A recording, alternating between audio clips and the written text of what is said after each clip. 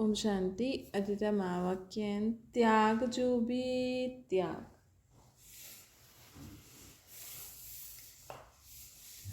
त्याग जो भी त्याग करो। सदा सहयोगी आज्ञाकारी सपूत बारम प्रति अव्यक्त बापदादा ज महावाक्यन अज बापदादा किसा मिलना है। अज बापदादा किसा मिलना है जानता है। अज अनेक बुझाधारी बाबा पंहिंजी बुझाइनि सां अर्थात सदा सहयोगी ॿारनि सां मिलणा आहिनि। बाप दादा कंहिंसां मिलणा आहिनि? अनेक बाबा चवनि था अनेक बुझाधारी बाप पंहिंजी बुझाइनि सां अर्थात सदा सहयोगी ॿारनि सां मिलणा आहिनि।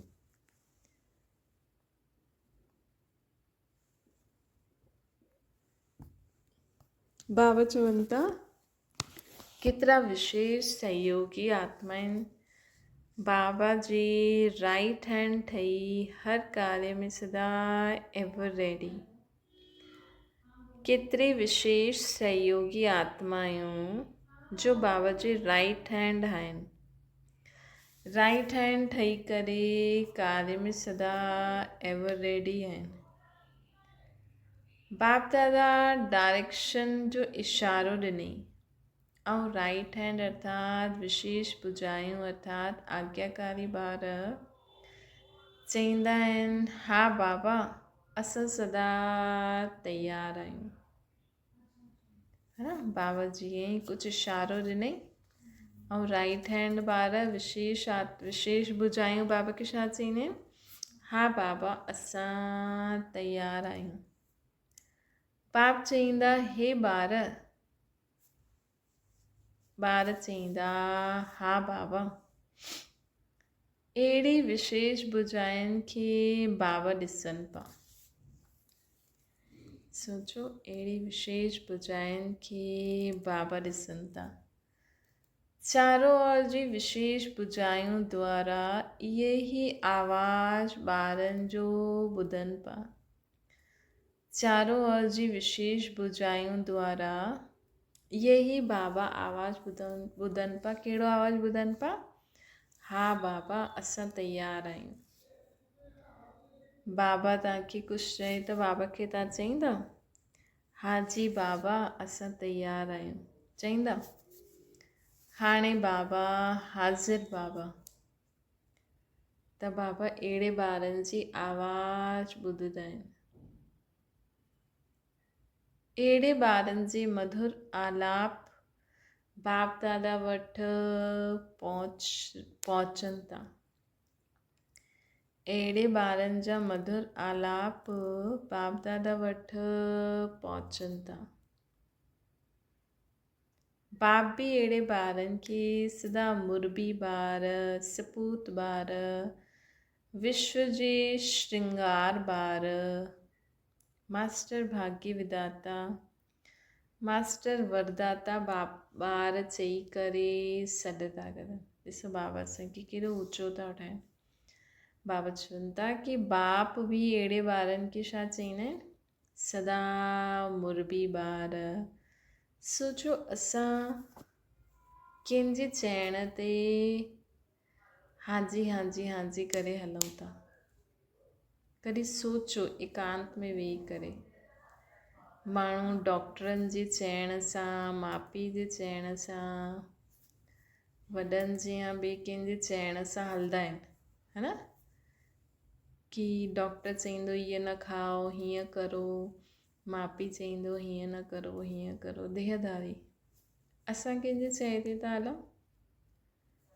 डायरेक्ट भगवान बाबा है न, विश्व जी जुत सभु आत्मायूं जेके यादि थी करनि न, है न, लेकिन उन्हनि जे चए ते हलण जे लाइ शक्ति न आहे सभिनि में।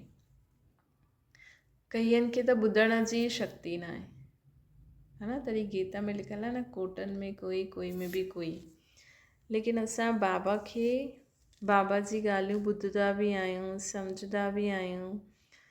सम्झी करे जेतिरो बि थी सघे थो हांजी बाबा करे करे धारणा करे हलो बि था, त बाबा असांखे अहिड़े ॿारनि खे बाबा चवनि था मुरबी ॿार, सपूत ॿार, विश्व जा श्रृंगार ॿार, मास्टर भाग्य विधाता ॿार, मास्टर वरदाता ॿार, है न, चई करे बाबा सत था करनि।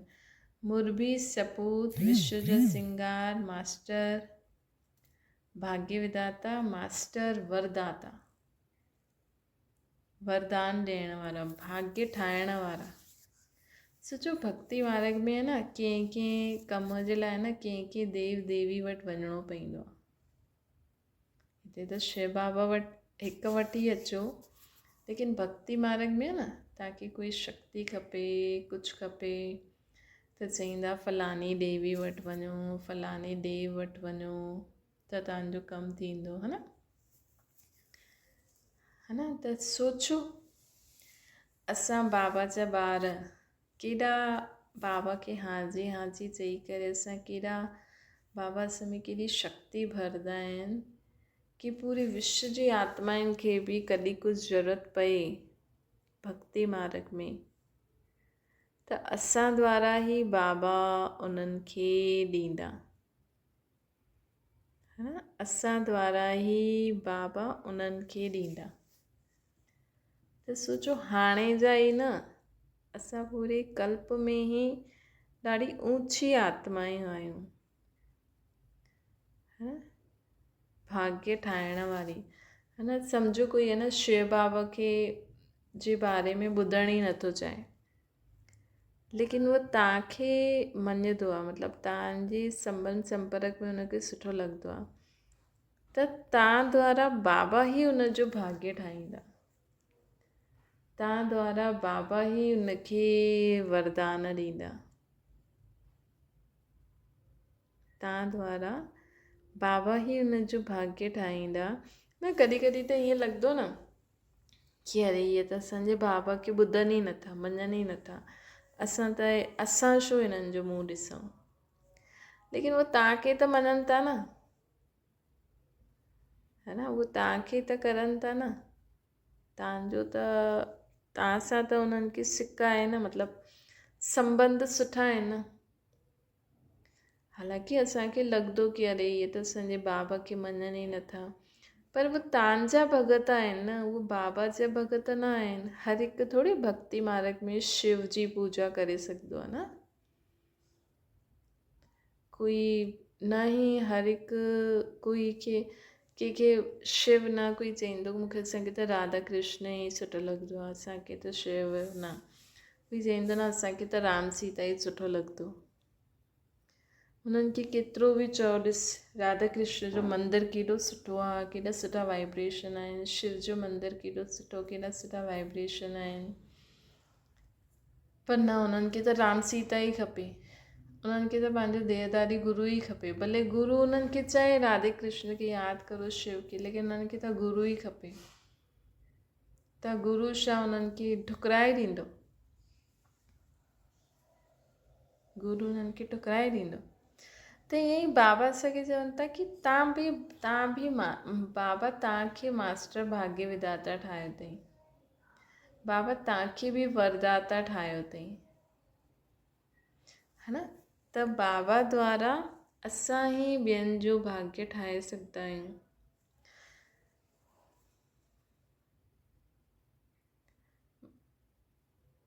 बाबा द्वारा असां ॿियनि खे वरदान ॾेई सघंदा आहियूं। त बाबा चवनि था कि जो ॿार हाजी हाजी कंदा आहिनि त उन्हनि खे बाबा छा चई करे था सॾु करनि, मुरबी ॿार, सपूत ॿार, विश्व जा श्रृंगार ॿार, मास्टर भाग्य विधाता, मास्टर वरदाता, चई करे सॾु था करनि। अॼु बाप दादा अहिड़े ॿारनि जे नाम पिया गिणनि, सोचो हुन लिस्ट में असां आहियूं? ॿुधायो केतिरी माला ठाही हूंदी? नंढी माला हुई या वॾी माला हुई? ऐं हुन माला में अॼु सभिनि जो नंबर किथे हुयो? लास्ट जे रिज़ल्ट माला जी न चऊं था। लास्ट जे रिज़ल्ट मतिलबु लास्ट में जो माला ठहींदी न उहा माला नथा चवनि बाबा अॼु जे प्रेज़ेंट बाबा चईंदा आहिनि न, कॾहिं दाणो मथे हली वेंदो आहे, कॾहिं ॿिए नंबर वारो दाणो फलानी जॻह अची वेंदो आहे, कॾहिं कहिड़े नंबर वारो फलानी जॻह अची वेंदो है न। पहिरियों फर्स्ट सेकेंड त फिक्स आहिनि, हाणे त ॾाढा फिक्स थी विया हूंदा, पर बाबा अॼु जेकी माला ठातई उन जी ॻाल्हि करनि था। वर्तमान समय अहिड़ा राइट हैंड्स केतिरा आहिनि उहा माला ठाहिनि पिया बाबा। वर्तमान जो नंबर त सहज लॻाए सघंदा आहियो न, वर्तमान जो नंबर त सहज लॻाए सघंदा आहियो। माला जे नंबर गिनती कंदे कंदे ब्रह्मा बाप हिकु विशेष ॻाल्हि चई। छा चई हुनई? है न, माला जे नंबर गिनती कंदे कंदे ब्रह्मा बाबा हिकु विशेष ॻाल्हि चई। छा चयो हूंदो? अॼु विशेष विषय राइट हैंड अर्थात सहयोगी ॿारनि जो हुयो। अॼु जो विशेष विषय कहिड़ो हुयो? बाबा माला कंहिं हिसाब सां ठाहिनि पिया? राइट हैंड्स जे हिसाब सां ठाहिनि पिया। अहिड़े सहयोग जी विषय ते अॼु प्रवृत्ति में रहंदे, प्रवृत्ति जी वृत्ति सां परे रहण वारा, व्यवहार में रहंदे अलौकिक व्यवहार जो सदा ध्यानु रखण वारा, अहिड़ा न्यारा ऐं बाप जा प्यारा विशेष ॿारनि जी विशेषता ॾिसनि पिया। बाबा छा पिया ॾिसनि? बाबा अॼु न प्रवृत्ति वारनि खे बि ॾिठई। भई माला में त कोई बि अची सघंदो आहे, हीअं थोरी प्रवृत्ति में रहणा, गृहस्थी न अची सघंदा आहिनि। गृहस्थी बि जो ट्रस्टी ठही करे हलंदा आहिनि न, बाबा चवनि था न कि प्रवृत्ति में रहंदे, प्रवृत्ति जी वृत्ति सां परे रहण वारा, व्यवहार में रहंदे अलौकिक व्यवहार जो सदा ध्यानु रखण वारा, अहिड़ा न्यारा ऐं बाप जा प्यारा विशेष ॿारनि जी विशेषता ॾिसनि पिया। वायुमंडल जी अग्नि जे सेक सां परे हुया। बाबा अहिड़े ॿारनि खे ॾिसनि पिया ऐं जेका प्रवृत्ति में रहंदे हुए न्यारा प्यारा रहनि, हुतां जे वायुमंडल जे सेक सां बि परे रहनि, है न। अहिड़ी अग्नि प्रूफ ॿार बाप दादा ॾिसनि पिया, है न। अहिड़ा अग्नि प्रूफ ॿारनि खे बाप दादा ॾिसनि पिया। सोचो, प्रवृत्ति में रहंदे बि वायुमंडल जी सेक खां बि परे अग्नि प्रूफ ॿारनि खे। अॼु अहिड़ा डबल पाठधारी लौकिक में अलौकिक जो पाठ वॼाइण वारे ॿारनि जी महिमा करनि पिया। अॼु अहिड़े डबल पाठधारी जो कि लौकिक बि संभालंदा आहिनि ऐं अलौकिक बि रहंदा आहिनि, त लौकिक में अलौकिक जो पाठ वॼाइण वारे ॿारनि जी महिमा बाबा अॼु करनि पिया। त सोचो बाबा अॼु तव्हां सभिनि खे बि ॾिठई कि मुंहिंजा ॿार कीअं लौकिक में रहंदे हुए अलौकिक जो पाठ वॼाइनि था। डबल पाठधारियुनि जी हिकु हीअ विशेषता वर्णन की कई अहिड़ा अनासक्त ॿार बि आहिनि, कई अहिड़ा अनासक्त ॿार बि आहिनि जो कमाईंदा आहिनि सुख जे साधन, जेतिरा जुटाइणु चाहिनि ओतिरो जुटाए सघंदा आहिनि, लेकिन साधारण खाईंदा, साधारण हलंदा, साधारण रहंदा आहिनि। बाबा चवनि था डबल पाठधारियुनि जी हिकु विशेषता ॾिठई बाबा। कहिड़ी विशेषता ॾिठई कि कई अहिड़ा अनासक्त ॿार बि आहिनि जो कमाईंदा आहिनि, सुख जा साधन जुटाईंदा आहिनि, सुख जा साधन जेतिरा जुटाईंदा आहिनि चाहे एतिरो जुटाए सघनि, लेकिन ख़ुदि साधारण जीवन जींदा आहिनि, साधारण खाईंदा चलंदा रहंदा आहिनि। पहिरों अलौकिक सेवा जो विशेष हिस्सो कढंदा आहिनि, है न। पहिरियों छा कंदा आहिनि, अलौकिक सेवा जो विशेष हिस्सो कढंदा आहिनि। लौकिक कार्य, लौकिक प्रवृत्ति, लौकिक संबंध संपर्क निभाईंदा भी आहिनि, लेकिन बाबा जो हिस्सो पहिरों कढंदा आहिनि, अलौकिक सेवा जो निभाईंदा भी आहिनि, लेकिन पंहिंजी विशाल बुद्धि जे कारण नाराज़ भी न कंदा आहिनि। ईश्वर कमाई में जमा जो राज ॼाणंदे हुए विशेष हिस्सो राजयुक्त थी कढी भी वठंदा आहिनि। मतलब बाबा जे यज्ञ जे लाइ राजयुक्त थी करे ईश्वर कमाई जी जमा जे राज खे ॼाणंदे हुए विशेष हिस्सो कढी भी वठंदा आहिनि, पंहिंजी विशाल बुद्धि जे कारण। मतिलबु इन सॼी ॾिसो प्रवृत्ति में अगरि कोई हलंदो आहे, सम्झो पति हले पत्नी न हले, पत्नी हले पति न हले, या जो बि हा, अगरि सॼी कुमार कुमारियूं त प्रवृत्ति में न आहिनि न, है न। उन्हनि खे त उहो त फ्री आहिनि, है न। चईंदा भले असां लौकिक घर में आहियूं, लेकिन उन्हनि खे थोरी ज़िम्मेवारी वो हूंदी आहे। वो चाहिनि त सेंटर ते सरेंडर थी सघंदा आहिनि, न बि थियनि त उहो पंहिंजो कमाइनि पंहिंजो खाइनि, है न।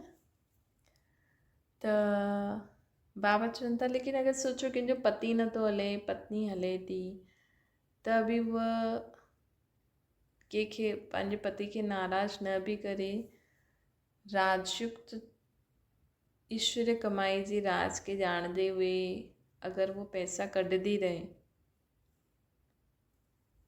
त इहा बि ॾाढो वॾी ॻाल्हि आहे न, है न।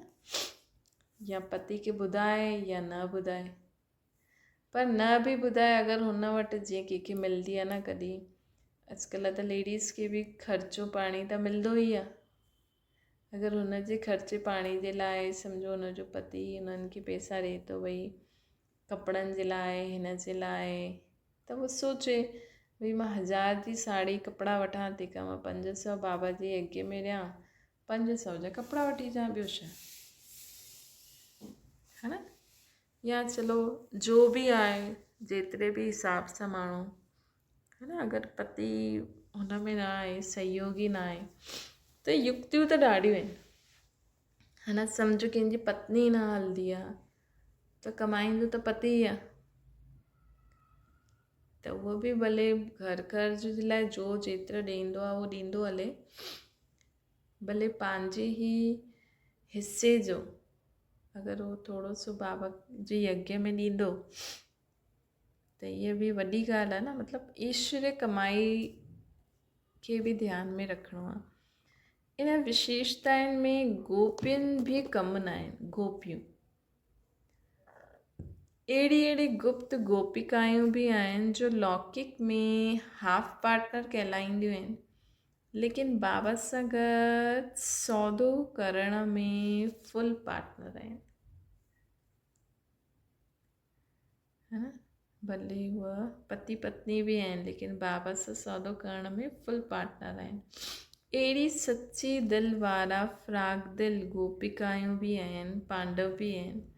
ॿुधायो न अॼु अहिड़े ॿारनि जो बाबा नाम पिया गिणनि। अहिड़ा बि एक नामी करे अलौकिक कार्य में ईअं बि एक नामी करे अलौकिक कार्य में फ्रैक्टल सां लॻाईंदा आहिनि।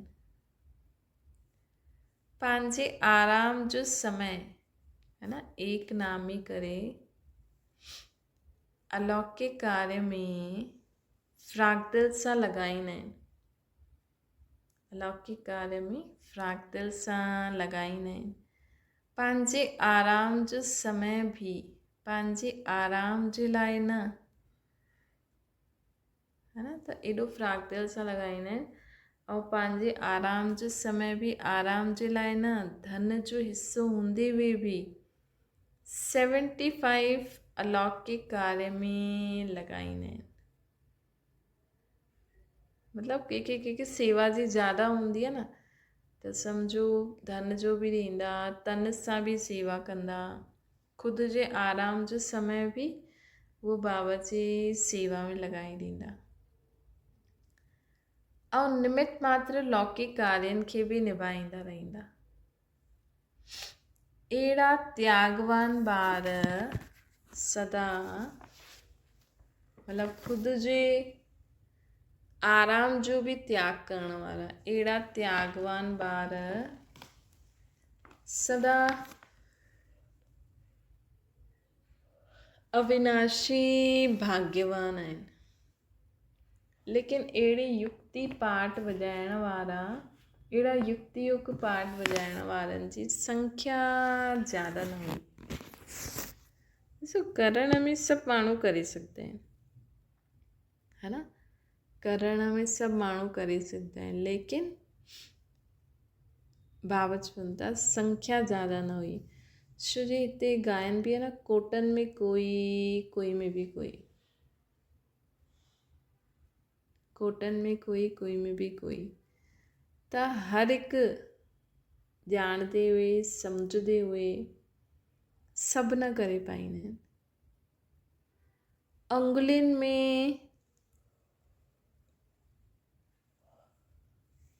अंगुलियुनि ते गिणण जेतिरा ॿार हुया,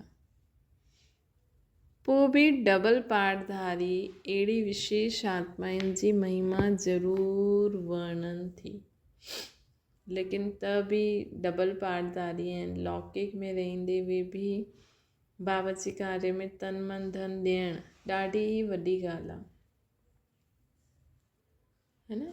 ऐं उहो बि अगरि कोई पूरो परिवार न हलंदो हुजे त अगरि उहा सुठी रीति कोई घर जो हिकु पर्सन बि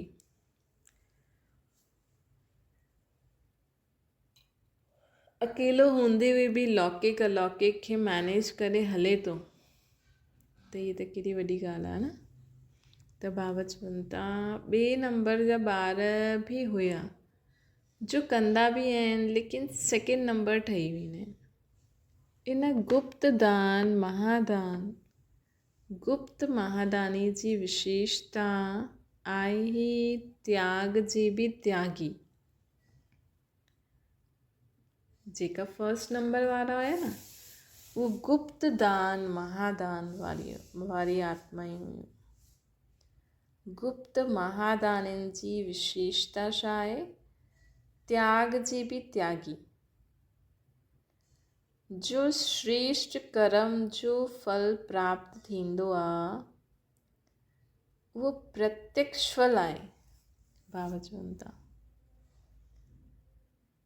जो श्रेष्ठ कर्म जो फल प्राप्त थींदो आहे, उहो छा आहे? प्रत्यक्ष फल आहे। त असां अगरि जेको सुठो कमु कयो आहे त हुनजो फल कहिड़ो मिलंदो? प्रत्यक्ष फल मिलंदो। सर्व द्वारा महिमा थियणी आहे। सेवादारनि खे श्रेष्ठ गायन जी सीट मिलंदी आहे, मान मर्तबे जी सीट मिलंदी आहे। ये सिद्धि अवश्य प्राप्त थींदी आहे। त जेकी आत्माऊं अहिड़ी कमु कंदियूं आहिनि न, त उन्हनि खे प्रत्यक्ष फल छा मिलंदो आहे?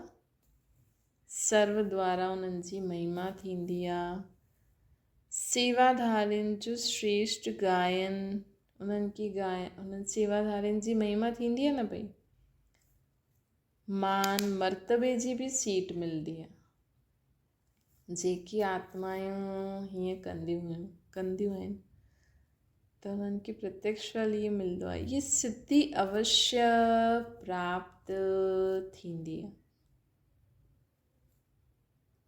छो जी इहे सिद्धियूं रास्ते जी चटियूं आहिनि, ये फाइनल मंज़िल न आहे, है ना। लेकिन सम्झो अगरि तव्हांजी महिमा थिए बि थी, तव्हांखे माण्हू वाह वाह करनि बि था, लेकिन ये सभु शइ रास्ते जी चटियूं आहिनि, है ना। ये असांजी फाइनल मंज़िल न आहे। इन खे अगरि तव्हां स्वीकार कयो त कचो फल खाई छॾियो, है न। प्रत्यक्ष फल मिलंदो, तव्हांजी महिमा थींदी, लेकिन हुनखे स्वीकार न करिणो आहे। तव्हांजे मन में छा हुजे, शुक्रिया बाबा, शुक्रिया बाबा, शुक्रिया बाबा, है न। ॾिसो, जॾहिं असां ज्ञान वरितो तॾहिं असांखे पतो हुयो भई असांखे बाबा सतयुग जो वरिसो थो ॾिए। कई बार शिव बाबा खे ॾिसी आया, कई बार मेडिटेशन सम्झी करे आया, कंहिंखे स्नेह खीचियो, है न। त शुरू में ई थोरी असांखे सम्झ में अची की बाबा त असांखे स्वर्ग जी राजा ई अथनि था, है न। जेका ॿार शिव बाबा खे ॼाणे करे आया, उहो त सोचता न भई असांखे शिव बाबा मिली वियो, बाक़ी ॿियो छा खपे, है न। त बाबा चवनि था उहो त हिन रीति कंदा रहंदा, लेकिन बाबा चवनि था तव्हांखे अगरि तव्हां सेवादारी सुठा आहियो बि, तव्हांखे महिमा मिले बि थी, त इहा असांजी फाइनल मंज़िल न आहे। इन करे सभिनि जे त्यागवान भाग्यवान ठहो, है न। भले तव्हांखे कोई केतिरो बि सुठो सुठो चए, तव्हां मुख सां बि चओ, अंदरि बि सम्झो, सभु बाबा थो कराइनि, सभु बाबा जो आहे, सभु बाबा था कराइनि, सभु बाबा था कराइनि, सभु बाबा था कराइनि। शुक्रिया बाबा, शुक्रिया बाबा, शुक्रिया बाबा, है न। उहो तव्हांजे उहो महिमा जी जेका शब्द आहे न, उहो जीअं ई तव्हां ॿुधणु शुरू करो, बसि तव्हां अंदरि इहे ई चइणु लॻी वञिजो, शुक्रिया बाबा, शुक्रिया बाबा, सभु बाबा कराइनि, सभु बाबा कराइनि था, करनि करावनहार कराए थो। साम्हूं वारो तव्हांजी महिमा करे, तव्हां मुख सां ईअं चओ, मन में ईअं सोचो, है न। त इहे चइबो आहे, बाबा चवनि था त्यागवान भाग्यवान ठहो। इनखे चइबो आहे महात्यागी। त दीदी मुरली जो टॉपिक छा आहे, त्याग जो बि त्याग। त मतिलबु जेको तव्हां त्याग कयो सभु कुझु, ऐं त लौकिक अलौकिक खे बैलेंस करे हलो था, हुन खां पोइ तव्हांजी महिमा बि थिए थी, त हुनजो बि त्याग करो। इनखे चइबो आहे महात्यागी। हाणे हाणे कयो, हाणे हाणे खाधो, जमा न थींदो आहे। अगरि सम्झो की तव्हां सुठी सेवा कई, तव्हांजी महिमा थी वई, ऐं त हुनखे स्वीकार कयो, त इहो छा थियो, हाणे हाणे कयो, हाणे हाणे कयो, हाणे हाणे खाधो, जमा न थियो। इहे अल्पकाल जी सिद्धियूं कर्म जे प्रत्यक्ष फल जे रूप में प्राप्त ज़रूरु थींदी आहे। ये अल्पकाल जी जेकी सिद्धियूं आहिनि न, ये कर्म जे प्रत्यक्ष फल स्वरूप में प्राप्त ज़रूरु थींदियूं आहिनि। श्री संगम युग प्रत्यक्ष फल ॾियण वारो युग आहे न, त तव्हांखे प्राप्त ज़रूरु थींदी, लेकिन बाबा चवनि था प्राप्त ज़रूरु थींदी। भविष्य त अनादि नियम प्रमाण मिलणो ई आहे, लेकिन संगम युग वरदान युग आहे न, हाणे हाणे कयो, हाणे हाणे मिलियो, लेकिन हाणे हाणे खाधो ईअं न करो। मतिलबु संगम युग ते तव्हांखे हाणे अगरि असां जो बि पुरुषार्थ कंदासीं, सेवा कंदासीं, त तव्हांखे प्राप्ति त थींदी आहे, फल त मिलंदो, लेकिन उनखे खायो न, मतलब स्वीकार न करो। सदा याद रखो बाबा जो कराएं सब कुछ बाबा के अर्पण। शुक्रिया बाबा। ये प्रसाद समझी करे बाटो या बाप जे अॻियां भोग लॻाए ॾियो या चओ सभु बाबा ई कराई असां सभिनि खां। मतलब कोई तव्हांखे चए तव्हां चओ बाबा असां सभिनि खां करायूं, है न, या बाबा खे ॾेई छॾियो त हिकु जो पदम गुणा जमा थी वेंदो। या जो बि मिलियो आहे तव्हांखे गुण शक्तियूं उहे सभिनि खे बांटो या बाबा खे भोग लॻाए छॾियो त हिकु जो पदम गुणा जमा थी वेंदो। त सौदो करण में होशियारु ठहो, भोला न ठहो। बाबा चवनि था सौदो करण में होशियारु ठहो, भोला न ठहो। बाबा चवनि था ॿुधियो, ये सेकेंड नंबर वारी आत्मा आहे। बाबा कल्ह ॿुधाइनि पिया न, पहिरें नंबर वारी आत्मा ऐं ॿिए नंबर वारी आत्मा जे बारे में अॼु मां ॿुधाई। अच्छा, टियों नंबर बि ॿुधंदव। टियों नंबर सेवा में सहयोगी कम, लेकिन सीट पहिरियों जहिड़ी वठणी, सीट पहिरियों फर्स्ट नंबर वांगुरु वठणु चाहींदा आहिनि। सेवा में सहयोगी कम ठाहींदा आहिनि, लेकिन सीट उन्हनि खे पहिरें नंबर वारी खपे, है न। त बाबा चवनि था सर्व खज़ाना स्वयं जे आराम प्रति ज़्यादा लॻाईंदा आहिनि। सर्व खज़ाना मतलब ज्ञान गुण शक्तियूं स्वयं जे आराम प्रति ज़्यादा लॻाईंदा आहिनि।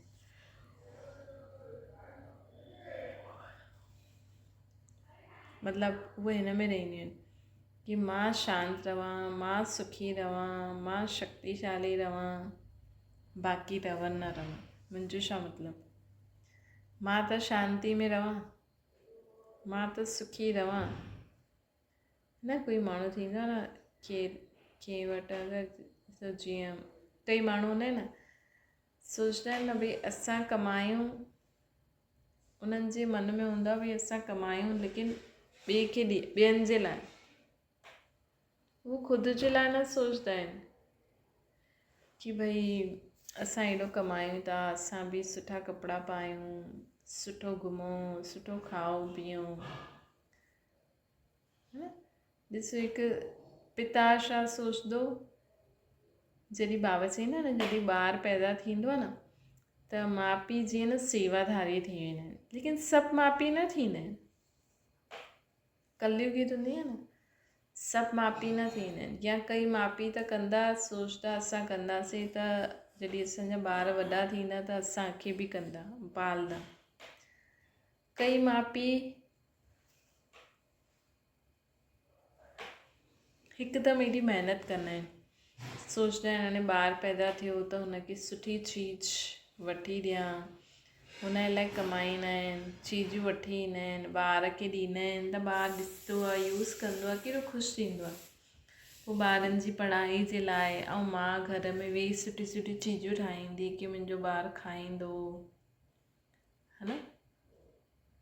त माउ पीउ जो जीवन जीअं हिननि जे लाइ ई थी वेंदो आहे, लेकिन सभिनि जो न हूंदो आहे।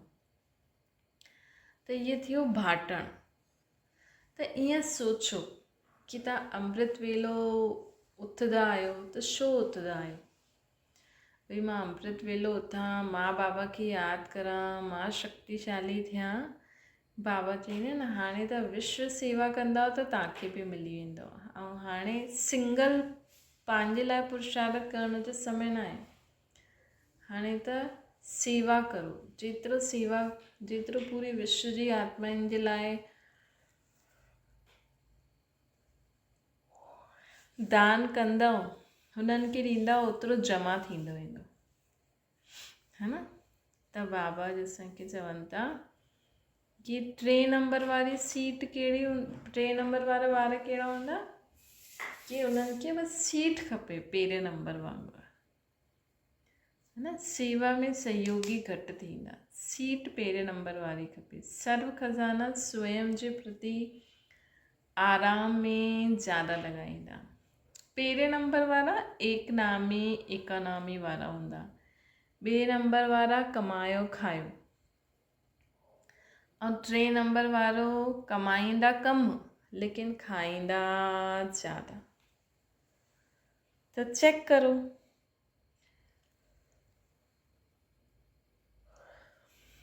कि असां केरु आहियूं। ॿियनि जी बि कमाई खे खाइण वारा आहिनि। टे नंबर वारा न ॿियनि जी बि कमाई खे खाइण वारा आहिनि। पहिरें नंबर वारा एकानामी। ॿिए नंबर वारा कमायो खायो। टे नंबर वारा कमाई कम खाधो ज़्यादा ॿियनि जो बि खाई वेंदा। उहा आहिनि खणी अचो खाऊं। श्रेष्ठ आत्माउनि जे भाग्य जो हिस्सो त्यागवान वारनि जे प्रत्यक्ष फल। सर्व प्राप्तियुनि जे त्यागवान त्याग कंदा लेकिन टे नंबर वारा उन्हनि जे हिस्से खे बि स्वयं स्वीकार करे वठंदा। मतिलबु बाबा चवनि था जे पहिरें नंबर वारो त त्याग कंदो। श्रेष्ठ आत्माउनि जे भाग्य जो जेको हिस्सो हूंदो न त्यागवान ॿारनि जे प्रत्यक्ष फल जेको सम्झो जेको फर्स्ट नंबर वारा ॿारनि खे जेको प्रत्यक्ष फल मिलंदो न सर्व प्राप्तियूं मिलंदियूं है न। त बाबा चवंदा न कि उहे सभु तव्हां बाबा जे नाम करो या बाटो। लेकिन टे नंबर वारा न उनखे बि खीचे करे खाई छॾंदा। हिस्से खे बि स्वयं स्वीकार करे वठंदा। मतिलबु उहो त्याग था करनि। उहो चवनि था न बाबा कराई। ऐं टे नंबर सम्झो कोई प्रोग्राम थियो है न त हुन में पहिरें नंबर वारी आत्मा बि हूंदी ॿिए बि टे बि। त पहिरें नंबर वारी आत्मा छा चईंदी सभु बाबा कराई सभु बाबा खे अर्पण। सभिनि जे सहयोग सां बाबा जे करन करावन आदि कारण सभु थी वियो सुठो। त जेकी टे नंबर वारी आत्मा हूंदी न उहो त्याग थी करे पहिरें नंबर वारी ऐं टे नंबर वारी हुनखे स्वीकार करे वठंदी कि हा अरे वाह असांजे कारण हीअं थी वियो असांजे कारण हीअं थी वियो। त उहो हुननि जे त्याग जे हिस्से खे बि स्वीकार करे वठंदी।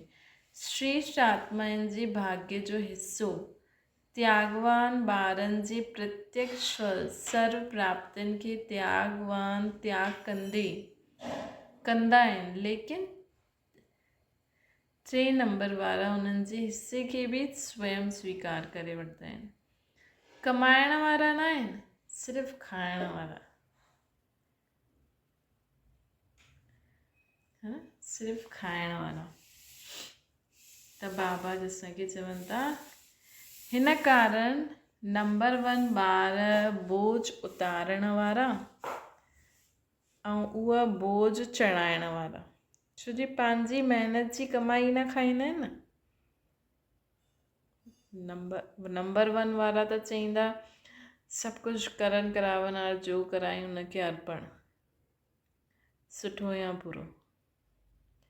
ऐं टे नंबर वारा केरु हूंदा जो एतिरी महिनत नथा करनि लेकिन महिमा जो माण्हू उन्हनि जी करनि था न उहो स्वीकार था करे वठनि है न। पंहिंजी महिनत जी कमाई न खाईंदा। ईअं खाईंदी पींदी आत्मा बि ॾिठियूं बाबा है न। सम्झो कोई है न प्रोग्राम थियो त कंहिं त हुन में ॾाढी महिनत कई ॾींहुं राति बाबा खे योग लॻाए प्लानिंग कई भाषण तयारु कयो सभिनि जी ख़ातिरी कई है न। सम्झो सेंटर ते प्रोग्राम थियो है न उन में कम से कम जेका बि प्रोग्राम खे ऑर्गेनाइज़ कराइण वारा हूंदा 30 ॼणा है न। 30 ॼणनि मां कोई आत्मा हूंदी जो सोचदी बाबा खे योग लॻाईंदी सभु प्लान कंदी, सभिनि खे सभु संगठन में थी करे हलूं, कुझु गड़बड़ी न थिए, कुझु विघ्न न अचे, ये सभु सोचे करे कर्म कंदी, खाइण पीअण सभु कुझु ध्यानु ॾेई करे सभु कंदी। लेकिन उन मां न थोरी आत्मायूं ईअं बि हूंदियूं आहिनि जो मौज में ई हलंदियूं आहिनि, है न। और प्रोग्राम हिकदमि फर्स्ट क्लास थियो, लेकिन हुन 3 आत्माउनि में 5-6 आत्मायूं अहिड़ियूं हूंदियूं जे जरा बि महिनत न कई हूंदी, लेकिन उहो हुन सेंटर जा आहिनि। ऐं उन्हनि खे हिन बार अव्यक्त मूल्य में बाबा चई न, अहिड़ी आत्माउनि खे साथी ठाहिण में ई तव्हांजो भलो आहे, है न। हिन संडे ते अलाए हिन खां पिछले संडे ते बाबा चई कि कंहिंजी बि निंदा ग्लानी न करो। अगरि तव्हांजे संगठन में अहिड़ी कोई आत्मा आहे ई त उन जो बि उन संगठन में रहण जो इन सां बि फ़ाइदो थी वेंदो आहे कुझु न कुझु। त सम्झो 5-6 आत्मायूं आहिनि, उहे हिकदमि न त कुझु सेवा थी करनि, न कुझु मदद थी करनि, खाईंदियूं पीअंदियूं मौज में हलनि थियूं, प्रोग्राम एॾो फर्स्ट क्लास थी वञे त चइण में त ईंदो न कि 3 जे कारण प्रोग्राम सुठो थियो, है न। और न ही उन समय कोई चईंदो कि न हिननि त कुझु न करायो, असां 3 न हुयासीं, असां सिर्फ़ु 25 ई हुयासीं, इहे 5 त वञण था खाईंदा पीअंदा घुमंदा पिया वञनि, हीअं चईंदा? भले हिक ॿिए में चई, लेकिन जॾहिं डिक्लेयर थींदो आहे, जॾहिं अगरि की उन्हनि जो नाम थी कि अरे फलानी सेंटर ॾाढो सुठो कमु कई, हुन में 3 सेवाधारी हुया, चइण में त इहे ईंदो न। त उहो 5 वारा न 3 नंबर वारा आहिनि, खाइण पीअण वारा, ॿियनि जो बि खाइण वारा, त उन्हनि जे मथां बोझ चढ़ंदो आहे। त बाबा चवनि था हाणे ॿुधियो 3 नंबर, हाणे सोचो मां केरु। अच्छा, पोइ बि अॼु जी रोहरियान में प्रवृत्ति में रही करे एकानामी वारा ॿार बार बार उन्हनि जी बाबा महिमा गाई न। त बाबा 3 प्रकार जी आत्माउनि खे ॾिठई, ऐं उन में बि बाबा प्रवृत्ति वारा जो एकानामी करे हलनि था न, उन्हनि जी बाबा महिमा गाइनि पिया। अच्छा, अहिड़ा सदा हा बाबा हाज़िर बाबा करण वारा, चइण वारा, सदा स्वयं त्याग जो बि त्याग करे ॿियनि खे भाग्यवान ठाहिण वारा, सदा बाप दादा सां श्रेष्ठ सौदो करण वारा, सदा सेवा में सर्व खजाना लॻाइण वारा, सदा बाप दादा सां श्रेष्ठ सौदो करण वारा, सदा सेवा में सर्व खजाना लॻाइण वारा, अहिड़ा गुप्त दानी महाभागी आत्माउनि खे बाप दादा जो यादि प्यार ऐं नमस्ते, जो सदा हा बाबा हाज़िर बाबा करण वारा आहिनि, स्वयं त्याग जो बि त्याग करण वारा आहिनि, ॿियनि जो भाग्य ठाहिण वारा आहिनि, सदा बाप दादा सां श्रेष्ठ सौदो करण वारा आत्मायूं आहिनि, सदा सेवा में सर्व खजाना लॻाइण वारी आत्माउनि खे, गुप्त दानी महाभागी आत्माउनि खे, गुप्त ध्यान दानी महात्यागी आत्माउनि खे बाप दादा जो यादि प्यार ऐं नमस्ते। राजस्थान जयपुर ग्रुप जे सेवा जी वृद्धि जो विशेष इशारो तथा प्लान ॾियनि पिया बाबा। राजस्थान में जयपुर ग्रुप के बाबा सेवा में वृद्धि कीअं प्राप्त करो हुन जे लाइ इशारो ॾियनि पिया। राजस्थान वारा बि राजगद्दी जे स्थान वारा आहियो न।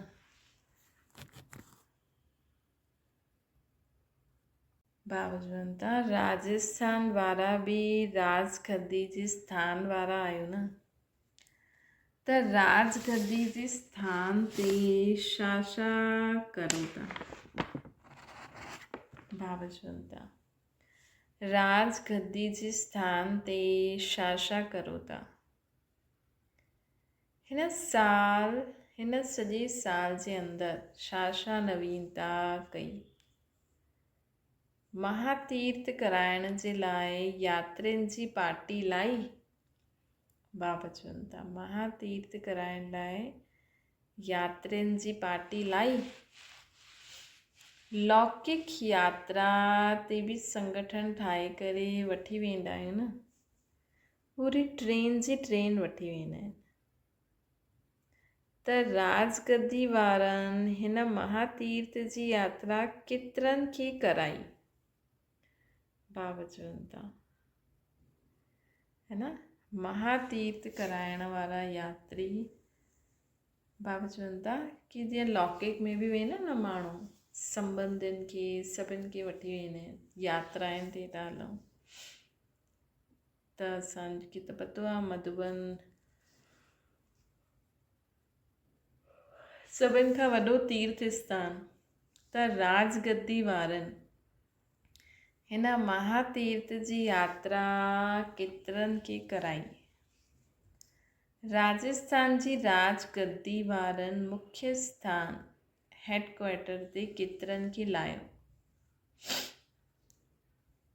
बस भरे करे लायो या राजस्थान में यात्री आहिनि ई न? छा सम्झंदा आहियो? बाबा पुछनि था कि हाणे भले ई वो बाबा जा ॿार ठवनि न ठवनि लेकिन बाबा जे घर त आए दिन कोई ना कोई प्रोग्राम थींदा ई रहंदा आहिनि नॉन बीके जे लाइ। हाणे त ख़ैर सीज़न थो हले लेकिन जो सीज़न जो समय न हूंदो आहे उन समय त केॾा प्रोग्राम हलंदा आहिनि न जो नॉन बीकेस वारा हूंदा आहिनि। त बाबा चवनि था केतिरनि खे लाया? राजस्थान वारनि बस भरे करे लाया या राजस्थान में यात्री ई न आहिनि? छो जी राजस्थान कलराट मतिलबु ज़मीनदारी हितां जा माण्हुनि खे बाबा जो ठाहिण राजस्थानी माण्हुनि खे हाणे त बि सहज थी हूंदो। त बाबा चवनि था छा सम्झंदा यात्री न आहिनि या पंडा तयारु न आहिनि? अगरि एतिरा सभु पंडा आहिनि त यात्री केतिरा हुजणा खपनि? सोचो मतिलबु जो निमित जो दीदियूं आहिनि उन्हनि जे मथां केॾी वॾी रिस्पॉन्सिबिलिटी आहे। जोन इंचार्ज सेंटर इंचार्ज ठहिण खां पोइ ईअं थोरी बसि सीट मिली वई लेकिन सीट त मिली वई जोन इंचार्ज त ठही आहे सेंटर इंचार्ज त ठही आहे लेकिन अगरि ओड़ो कमु न कंदा त पोइ बाबा बि पुछंदा न। अगरि सोचो है न अंत में छा थींदो? हाणे बि बाबा पुछंदा हूंदा हाणे बि बाबा जो कमु त हले ई थो। मतिलबु अगरि सोचो अञा बि राजस्थान क्षेत्र में अलॻि अलॻि सिटी जी हिकु त राजस्थान जी जोन इंचार्ज है न ॿियो अलॻि अलॻि सिटी में जो बि वॾा वॾा आहिनि त बाबा त उन्हनि खां पुछंदो न। अगरि अञा बि उन्हनि जी सिटी में अञा एतिरनि माण्हुनि खे बाबा जो संदेश न मिलियो आहे त बाबा असां तव्हांखे थोरी कुझु चईंदा। बाबा त हुन जोन इंचार्ज खां पुछंदा हुन सेंटर इंचार्ज खां पुछंदा कि तव्हांजे मोहल्ले में अञा ताईं एतिरे माण्हुनि खे ख़बर न आहे छो?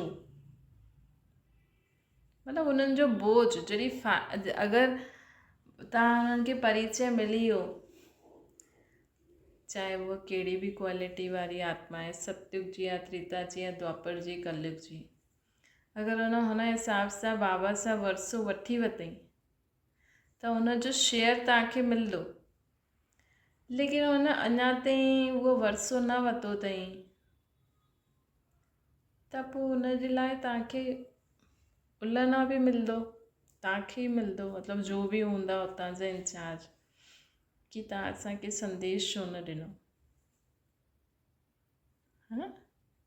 त ॾाढी वॾी रिस्पॉन्सिबिलिटी आहे। ईअं थोरी असां जोन इंचार्ज आहियूं, असां सेंटर इंचार्ज आहियूं त असांखे हीअ फैसिलिटी मिलणी खपे।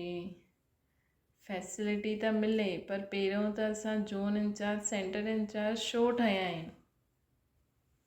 खाइण पीअण लाइ या पोजीशन जे लाइ थोरी, सैल्वेशन वठण लाइ थोरी ठहिया आहियूं, है न। ओड़ो कम बि त करो, है न। त बाबा राजस्थान निमित राजस्थान आहे, लेकिन बाबा सभिनि खां पुछंदा कि भई केतिरे ॿारनि खे अञा तव्हां लाया आहियो, है न।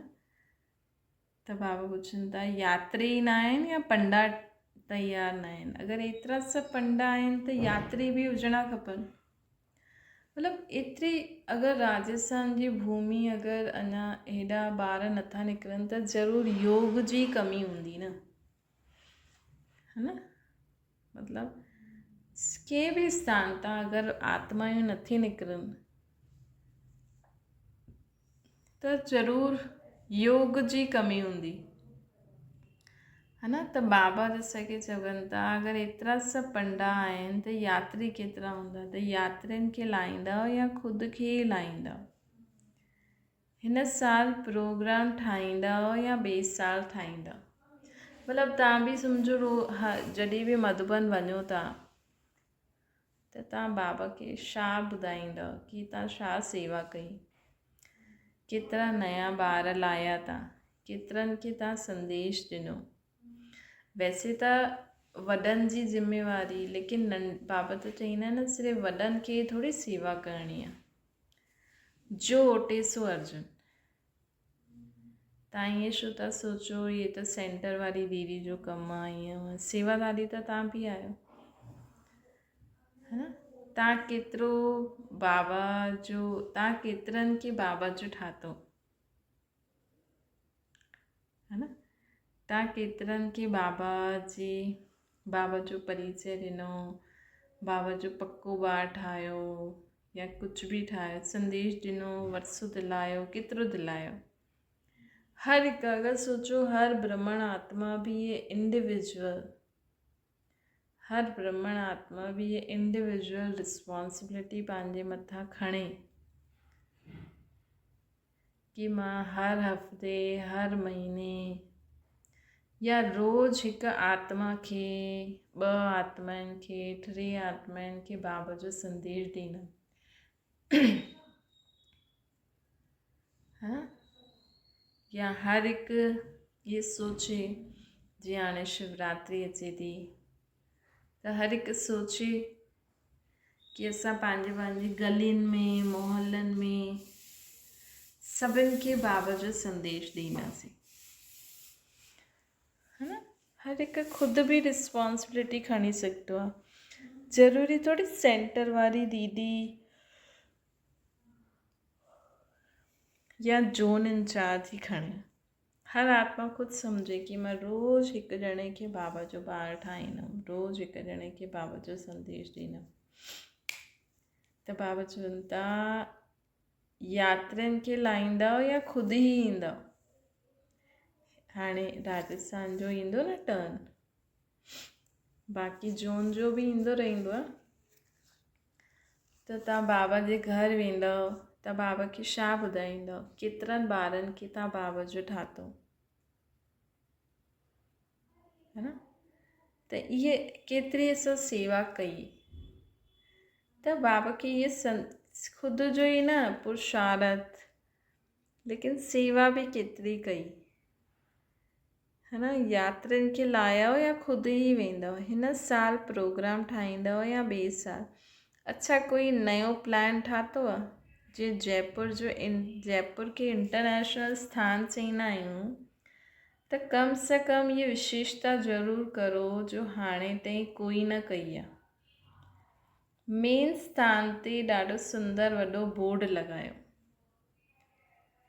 बाबा श्री जयपुर त ॾाढो नामी ग्रामी शहर आहे न, त जयपुर में मेन स्थान ते ॾाढो सुंदर बोर्ड लॻायो सुंदर। इहे त करे सघंदा आहियो न, बोर्ड अहिड़ो आकर्षण वारो हुजे जो हलंदे फिरदे सभिनि जी नज़र वञे। हाणे त बाबा जी का ॾाढा सारा प्रोग्राम बि थींदा आहिनि यूथ जे लाइ, हर विंग, हर अलॻि अलॻि, है न, कंहिं बि तरीक़े सां मेडिटेशन जो त माण्हू सभी इंट्रस्टेड हूंदा आहिनि, है न। मेडिटेशन जो ई कोई बोर्ड लॻाए छॾो सुठो ठाहे करे। छोजी जयपुर में त विदेशी बि ईंदा आहिनि ऐं विदेशियुनि खे त मेडिटेशन जो नाम ॿुधी भॼंदा। ऐं जयपुर में त म्यूज़ियम बि आहे, है न, ॾाढो पुराणो म्यूज़ियम बि आहे। त म्यूज़ियम जे हिसाब सां बि कोई बोर्ड लॻाए सघंदा आहियो। अॼुकल्ह त हर जॻह म्यूज़ियम आहे बाबा जो, है न। त ॾिसो, जाते मेन स्थान हूंदो आहे न, हुते छा आहे कि जाते सभु माण्हू हेॾे होॾे, सम्झो स्टेशन ते लॻायो त जो बि एयरपोर्ट ते लॻायो ॿाहिरि हुननि जे आसपास, त माण्हू इहे ढूंढंदा आहिनि कि हिते कहिड़ी सुठी घुमण जी जॻह आहे। त म्यूज़ियम जो ई कोई अहिड़ो सुठो बोर्ड लॻाए करे, या मेडिटेशन सेशन, या कोई अहिड़ो कुझु सुठी चीज़ ठही हुजे, जीअं मधुबन में ठहियो आहे न उहो पार्क, है न। त ईअं अगरि माण्हू बि अहिड़ो कुझु जॻह ठाहे छॾनि पंहिंजे मेन सिटी में, त बि ॾाढो कुझु आकर्षण थी सघंदो आहे न। त कम से कम ये विशेषता ज़रूरु करो। मेन स्थान ते ॾाढो सुठो बोर्ड लॻायो, ये त करे सघंदा आहियो न, है न। बोर्ड अहिड़ो आकर्षण वारो हुजे जो हलंदे फिरदे सभिनि जी नज़र वञे। उन जी सजावट ऐं मैटर अहिड़ो हुजे जो न चाहींदे हुए बि सभु उनखे ज़रूरु ॾिसनि। ऐं मैटर बि अहिड़ो ठाहियो जो सभु पढ़ी करे सम्झे। ये करणो खपे, हिते वञणो खपे। ऐं मेडिटेशन त माण्हू सभु सिखणु चाहींदा आहिनि न। ऐं आए दिन कोई न कोई प्रोग्राम थींदो ई रहंदो आहे। हाणे शिवरात्रि जो अगरि सोचो, जीअं अज्ञानी माण्हू रखंदा आहिनि न, शिव बाबा जा गीत ॻाईंदा आहिनि, त पंहिंजे त केॾा सुठा गीत आहिनि शिव बाबा जा, है न। हिकु म्यूज़िक कंसर्ट ऑर्गेनाइज़ कराइनि अगरि माण्हू, ऐं जाते सिर्फ़ु पंहिंजे जीअं शिव बाबा जा जो गीत ठहियल आहिनि, बसि उहे ई गीत ॻाइनि। और साम्हूं शिव बाबा जा चित्र लेज़र लाइट सां या कंहिं बि रीति सां शिव बाबा जा अलॻि अलॻि चित्र ॾेखारियो। थोरा माण्हू योग करनि, ऐं सिर्फ़ु अज्ञानियुनि जे लाइ, जीअं अज्ञानी हूंदा आहिनि न, ऐं पंहिंजा ॿी केस थोरा जॻह ते योग कंदा रहनि, ऐं अज्ञानी चाहे नचनि चाहे ॿुधनि, है न। त इहे बि ॾिसो, हिन सां बि केॾी सारी आत्मायूं बाबा, श्री बाबा जे त गीत में ई केॾो मज़ो आहे। गीतनि में ई माण्हू ॿुधी करे योग लॻी वञे। विच में उन्हनि खे इहे बि ॿुधायो भई हीअं शिव बाबा खे यादि करो, या हुन लेज़र लाइट में पुठियां जो वीडियो हलंदो रहे उन में ई ॾेखारींदा रहो, त माण्हुनि जो ध्यानु चलो बिंदी तरफ़ त वेंदो, है न। वैसे त ॾिसो शिव बाबा त केॾा सुठा आहिनि, लेकिन दुनिया वारनि शिव खे बि केॾो इहा जटायूं अहिड़ो रूप ॾेई करे उन्हनि जो वाइब्रेशन ई चेंज करे। त कम से कम ॾिसो, अगरि जॻह ते अगरि बाबा जा इहे म्यूज़िक बि गीत बि माण्हू ॻाइनि, त इहे इन सां बि केॾो माण्हू शिव बाबा सां कनेक्शन में अची वेंदा। त इहे कुझु न कुझु करे असां छा नयो कयो, ईअं बाबा चवनि था कुझु नयो करो। मैटर बि ॾाढो सुठो हुजे जो पढ़ी करे माण्हू सम्झे हीअ करिणो खपे, हिते वञिणो खपे। ईअं हलंदे फिरदे संदेश मिलंदो रहे, एड्रेस हुजे, ऐं हुतां जो विशेष निमंत्रण बि हुजे। त बाबा निमित जयपुर वारनि खे हाणे इशारो ॾियनि था, लेकिन बाबा जो सेवा प्लान त सभिनि जे लाइ हूंदो आहे न। बाबा चवनि था कि अहिड़ा कम शब्दनि में आकर्षण वारो मैटर बि कान्हे।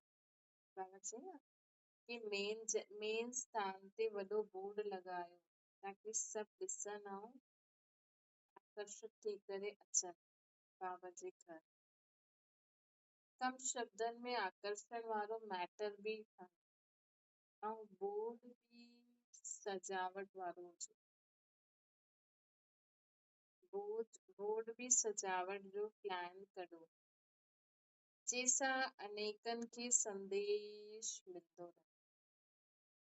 अहिड़ो मुख्य स्थान ते ख़र्चो थिए त बि कोई हर्जो न। त हाणे इहे करे करे ॾेखारिजो।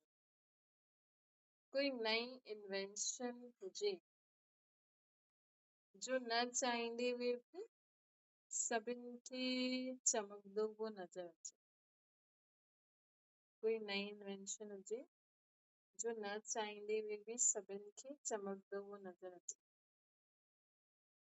अहिड़ो कोई प्लान ठाहियो, एड्रेस फोन नंबर सभु लिखल हुजे, निमंत्रण बि हुजे त कोई न कोई विशेष आत्मा जगी वेंदी। पर असां कीअं बि रीति सेवा कंदासीं न कुझु आत्माउनि खे फ़ाइदो ज़रूर थींदो। त बाबा चवनि था लक्ष्य रखी करे करो त वैसे भी बाबा चईंदा आहिनि कोटनि में कोई में भी कोई आत्मा जगदी। बाबा चवनि था त विशेष आत्मा जगी वेंदी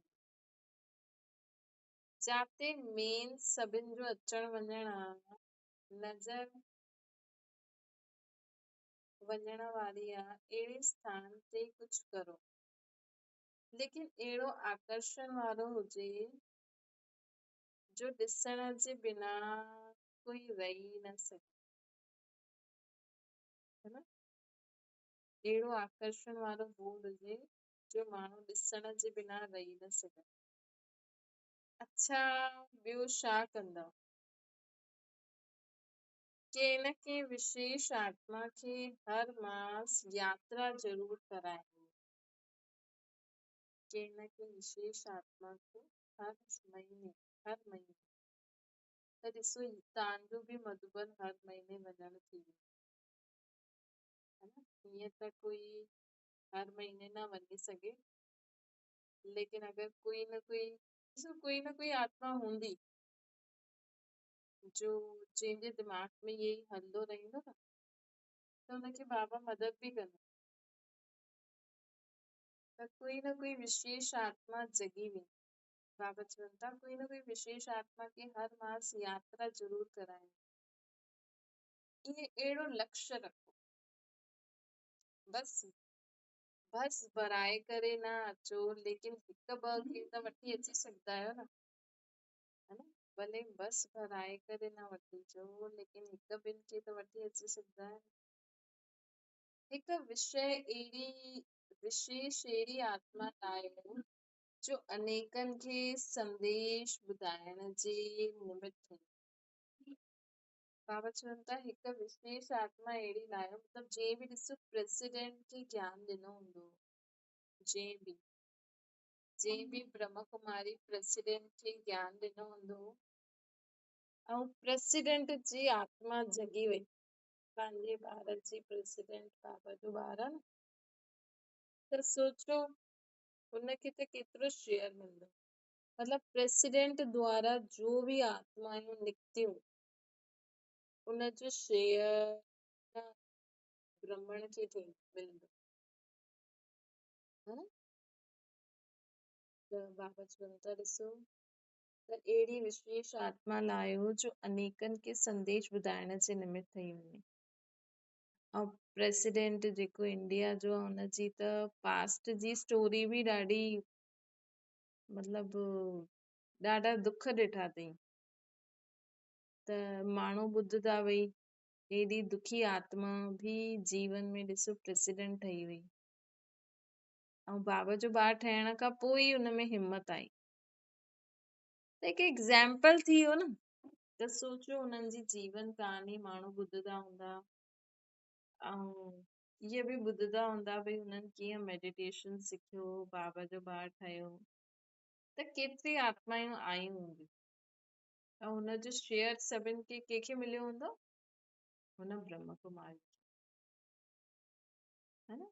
त बाबा असांखे चवनि था त अहिड़ी आत्मा कढो जो अनेकनि खे ॿुधाइण जे निमित ठही वञे। साधन त सभु आहिनि, सिर्फ़ करण वारा करनि त सहज थी वञे, है न। साधन त सभु आहिनि। हाणे त ॾिसो केॾा सारा साधन आहिनि, मोबाइल ते केॾा सारा साधन आहिनि जो करे ओटे सो अर्जु। मतिलबु हीअं बि न पंहिंजी मर्ज़ी सां कुझु बि कंदा रहो, हीअं बि न करिणो, मतिलबु विधि पूर्वक पंहिंजे निमितनि खां पुछी करे। बाबा चवनि था हिकु बार संपर्क करे छॾे न ॾियणो। बाबा चवनि था कि सभिनि खां, हाणे ॾिसो ॿार बि तव्हां पैदा कयो, है न, त ॿार जीवन में अॻियां निकिरंदो त कीअं निकिरंदो? ॿार जीवन में अॻियां निकिरंदो त कीअं निकिरंदो? जॾहिं तव्हांजी पालना सुठी हूंदी। त बाबा उहो ई चईंदा आहिनि न कि हिकु बार उन्हनि खे संदेश ॾेई करे छॾे न ॾियो। हिकु बार संपर्क में आया त छॾे न ॾियो, बार बार संपर्क रखंदा रहो, बार बार उन्हनि सां संपर्क रखंदा रहो। इहे संपर्क वारा पोइ चइण न मञनि ईअं थींदो न, बार बार कनेक्शन थी वेंदो न, पोइ ऑटोमेटिकली तव्हांजो चइण मञण लॻी वेंदा। त छा कंदव? सदैव सोचो कि मूंखे करिणो आहे, है न। सदैव छा सोचो कि मूंखे करिणो आहे त सभु करण लॻी वेंदा। अॼु बि बाबा चई न कि जो कर्म मां कंदा मूंखे ॾिसी ॿिया बि कंदा। त इहो सोचो, सदैव सोचो कि मूंखे करिणो आहे, ॿियनि खे न ॾिसो। इन में ओटे सो अर्जुन, मूंखे ॾिसी ॿिया कंदा त पोइ छा थी वेंदो? हर हिकु इहो पाठ पढ़ी वठे कि मूंखे करिणो आहे त सभु करण लॻे, है न। मूंखे करिणो आहे त सभु करण लॻी वेंदो। इन सां ॿियनि खे न ॾिसी स्वयं खे मैदान ते लाए। अच्छा, जॾहिं ख़ुदि जे मथां रिस्पॉन्सिबिलिटी हूंदी आहे न, हाणे ॾिसो हाणे अगरि जीअं घर में पुरुष कमाईंदो आहे, जीअं घर में स्त्री पंहिंजो जो बि कमु कंदी आहे सुबुह खां राति ताईं, उहो इहे थोरी चईंदी कि पहिरियों ॿार उथनि त मां उथां। हुनखे त पतो आहे भई मूंखे उथिणो आहे, मूंखे इहे कमु करिणो आहे, मूंखे नाश्तो ठाहिणो आहे, मूंखे ॾींहं जी रोटी ठाहिणी आहे, मूंखे राति जी रोटी ठाहिणी आहे, है न। पुरुष ईअं थोरी चईंदो ॿिया करनि त मां बि धंधो कयां, पहिरियों मुंहिंजी ज़ाल उथे, ज़ाल घर जो कमु करे त मां धंधो कयां, ईअं चईंदो पुरुष?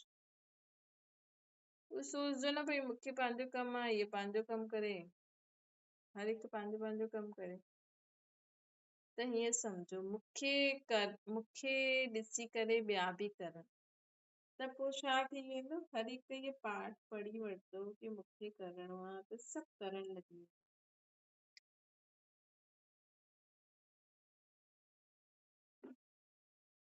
इन में ॿियनि खे न ॾिसी स्वयं खे मैदान ते लाए।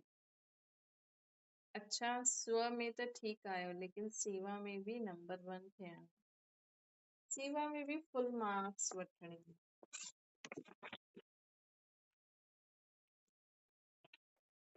कीअं बि सेवा करो, चाहे तन सां करो, चाहे मन सां करो, चाहे दिलि सां करो। टीचर्स सां गॾु बाबा दादा ॻाल्हाइनि था, टीचर्स खे डबल चांस मिलियो, है न। टीचर्स खे डबल चांस मिलियो आहे। डबल इन करे मिलियो कि अनेकनि खे बांटंदा। टीचर खे डबल चांस मिलियो, हुन समय 2 बार आया हूंदा टीचर्स, किता किता अनेकन खे बाटो। तो जे शिक्षक अर्थात सदा ॿियनि खे सेवा जे लाइ ॿियनि जे लाइ ॿियनि जी सेवा जे लाइ जीअण वारो शिक्षक केरु हूंदो आहे? जो सदा ॿियनि जी सेवा जे लाइ जीए, है न। शिक्षक जी जीवन सदा ॿियनि खे सिखाइण लाइ हूंदी आहे। शिक्षक जी जीवन छा हूंदी आहे? तॾहिं त उहो शिक्षक कहलाईंदो आहे, है न। हाणे शिक्षक अगरि ख़ुदि ई पढ़ंदो रहे, ख़ुदि ई सभु कुझु कंदो रहे त हुनखे शिक्षक थोड़ी चईंदासीं। शिक्षक मतिलबु ॿियनि खे सिखाइण जे लाइ हमेशह तयार, सदा। स्व जे प्रति न, लेकिन सेवा जे प्रति। जॾहिं मास्टर शिक्षक व सच्चा सेवाधारी ये लक्ष्य रखदा कि असां हर सेकेंड हर संकल्प ॿियनि खे पढ़ाइण जे लाइ आहे, त अहिड़ो मास्टर शिक्षक व सेवाधारी सदा सफलता मूरत थींदो, है न। बाबा चवनि था जॾहिं मास्टर शिक्षक व सेवाधारी ये लक्ष्य रखदा कि असांजो हर सेकेंड हर संकल्प ॿियनि खे पढ़ाइण लाइ आहे, त अहिड़ो मास्टर शिक्षक सेवाधारी सफलता मूरत थींदो। ऐं ख़ुदि पढ़ी करे धारणा करे करे सिखायो त ॾाढो ई सुठो आहे। जीअण ही सेवा आहे न, हलण ई सेवा आहे, ॻाल्हाइण सोचण सभु सेवा जे लाइ आहे, है न। असां ब्रह्मण आत्माउनि जे लाइ त नस नस में इहो ई आहे न कि सेवा सेवा जो उमंग उत्साह भरियल आहे न, है न। हिन करे सदा सोचो भले तव्हां घर गृहस्थी में बि आहियो, कुझु बि करो था न, त सभु बाबा जी यादि में करो। बसि तव्हां सोचियो अगरि तव्हां ॿियो कोई सेवा नथा करे सघो न, त बाबा खे चओ बाबा मां तव्हांखे यादि करे हर कर्म करे सघंदी आहियां, छो कि इहा बि हिकु सेवा थींदी। तव्हां बाबा जी यादि में रोटी ठाहियो, कमु करो, त बि वाइब्रेशन फैले, त बाबा असांखे चवनि था सेवाधारी अर्थात हर नस नस यानी हर संकल्प सेकंड में सेवा जे उमंग उत्साह जो खून भरल हुजे। ॻाल्हाइण हलण चलण हाणे सेवा जे लाइ हर नस नस में सेवा जो उमंग उत्साह भरल हुजे। जीअं नस नस में खून हलंदो आहे न, त जीवन आहे। इहे सेवाधारी अर्थात नस हर नस यानी हर संकल्प सेकंड में सेवा जे उमंग उत्साह जो खून भरल हुजे। ईअं सेवाधारी आहियो न अहिड़ा। गुड नाइट करे त बि सेवा, गुड मॉर्निंग करे त बि सेवा, है न। बाबा ने भी चई न, बाबा से रोज गुड मॉर्निंग करो त बि पाप मिटजी वेंदा। त सोचो तव्हां सां कोई रोज गुड मॉर्निंग करे न, त उहो हुन में बि सेवा। तव्हां बि बाबा जी यादि में हुनखे गुड मॉर्निंग करो, गुड नाइट करो, त सेवा। ॾिसो बाबा छा था चवनि, गुड नाइट में बि गुड नाइट करे त बि सेवा, गुड मॉर्निंग करे त बि सेवा। हुन में स्व जी सेवा स्वतः समायल। ॾिसो बाबा केॾो सहज करे असांखे हर चीज, जीअं न कोई ॿार खे कोई चीज हजम न थींदी आहे त नंढे नंढे ॿारनि खे माउ पीउ कीअं उनखे नरम करे खाराईंदो आहे न, त ईअं ई बाबा बि असांखे केॾो, बाबा चवनि था न कि हाणे तव्हां गुड नाइट गुड मॉर्निंग करो, हुन में बि सेवा, है न। तव्हां चलो ॿियो कुझु न करो, रोज सुबह उथी करे हर हिक सां ओम शांति करो, उहो बि सेवा। गुड मॉर्निंग करो, उहो बि सेवा। हुन में स्व जी सेवा स्वतः समाए हुई, त हिनखे चइबो आहे सच्चा सेवाधारी। सेवाधारी जे स्वप्न में बि केरु, सेवा जा ई सपन हूंदा, स्वप्न में बि सेवा कंदा रहंदा। ईअं आहियो न।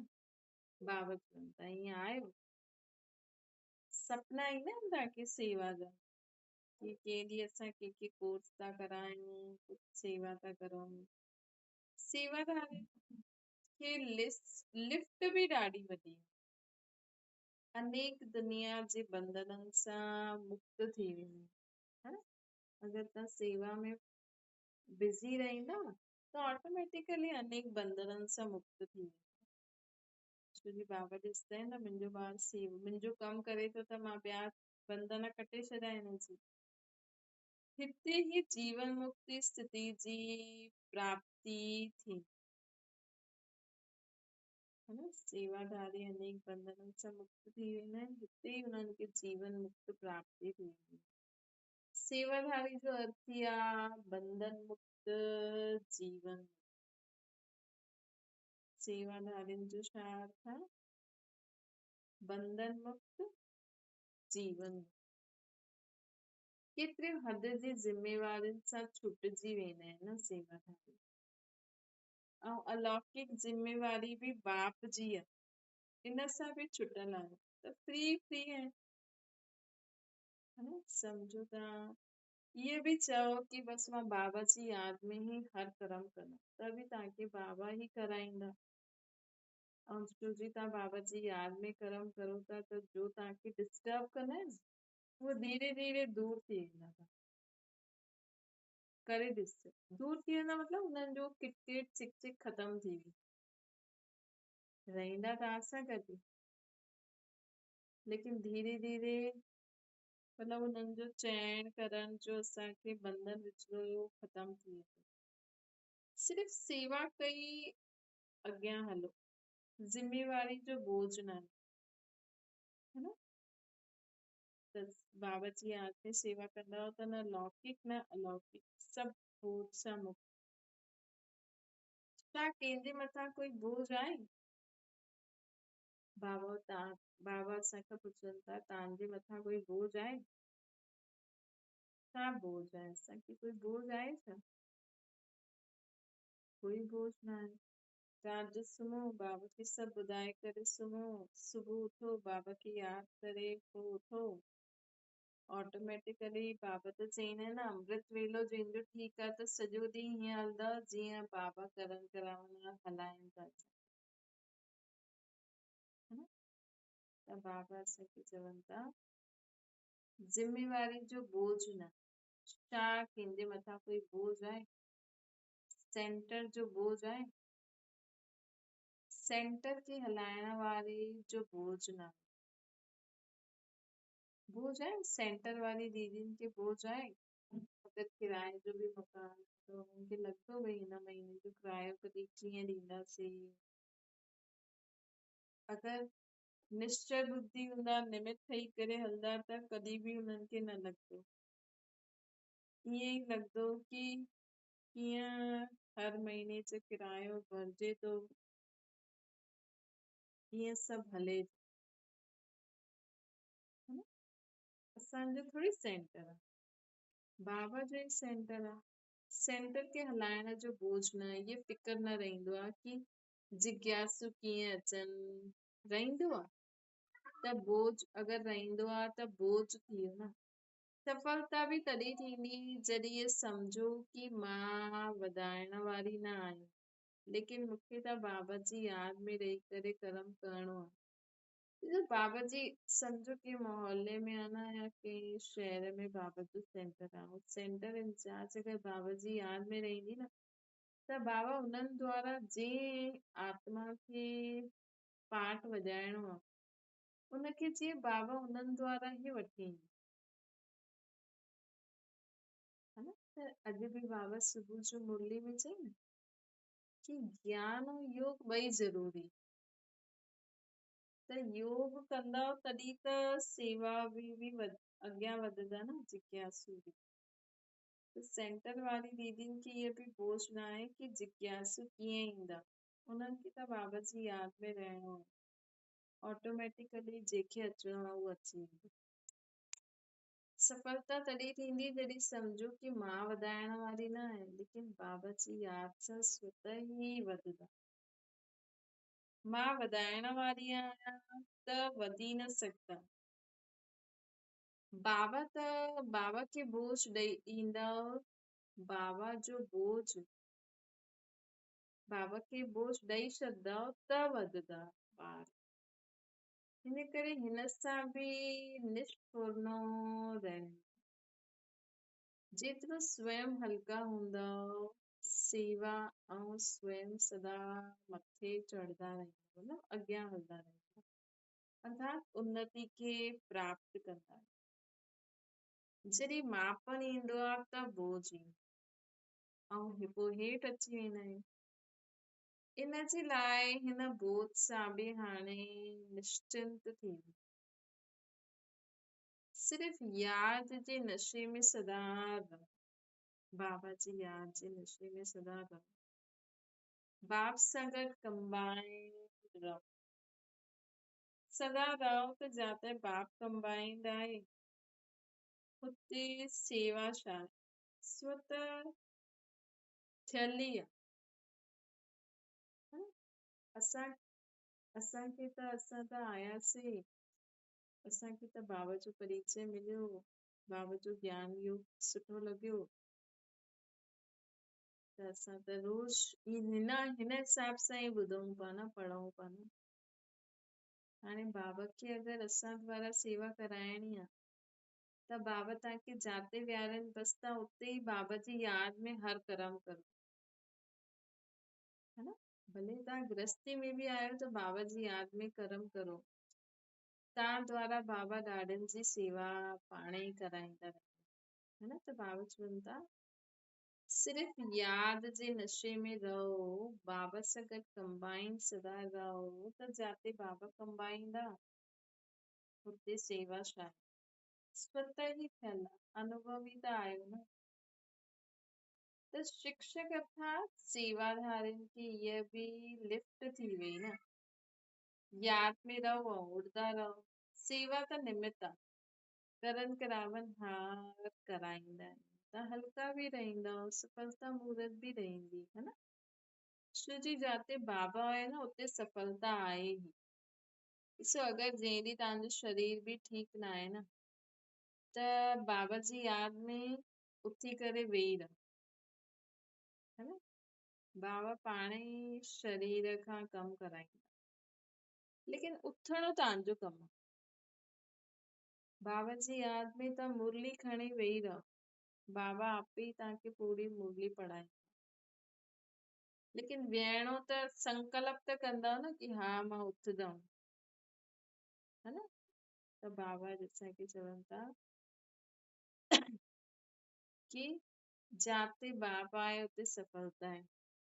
बाप दादा पंहिंजी हमचीन्स खे ॾिसी करे ख़ुशि थींदा आहिनि। मास्टर भाग्य विधाता आहे, भाग्य विधाता खे यादि करे अनेकनि जे भाग्य जी तकदीर जी लकीर खीचण वारा आहिनि। भाग्य विधाता खे यादि करे